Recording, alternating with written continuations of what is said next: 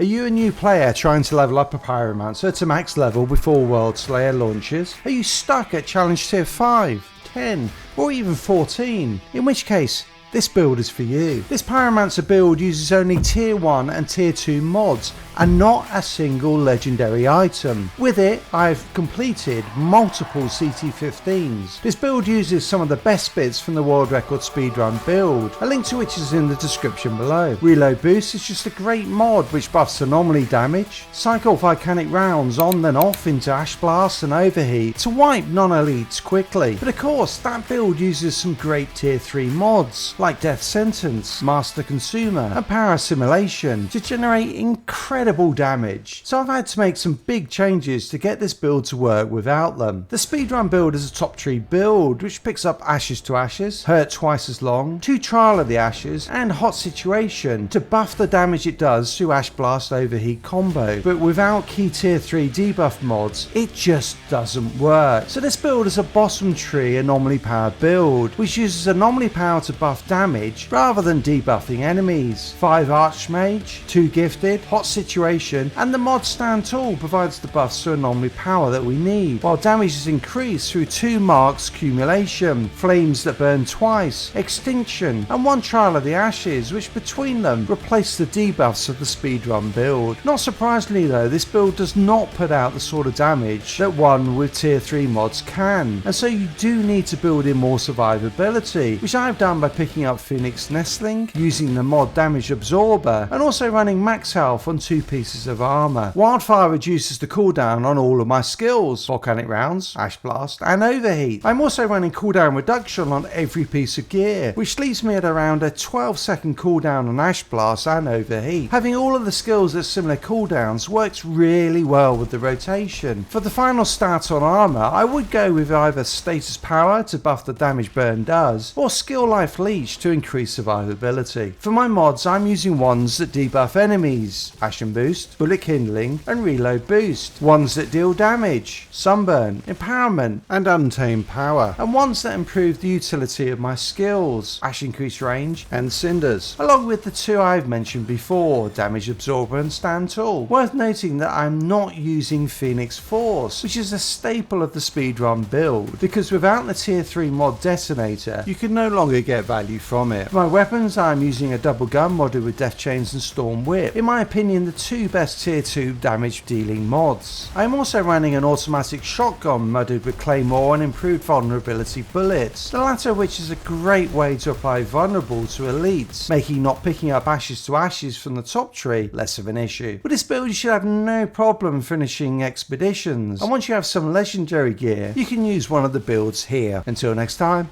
casual out.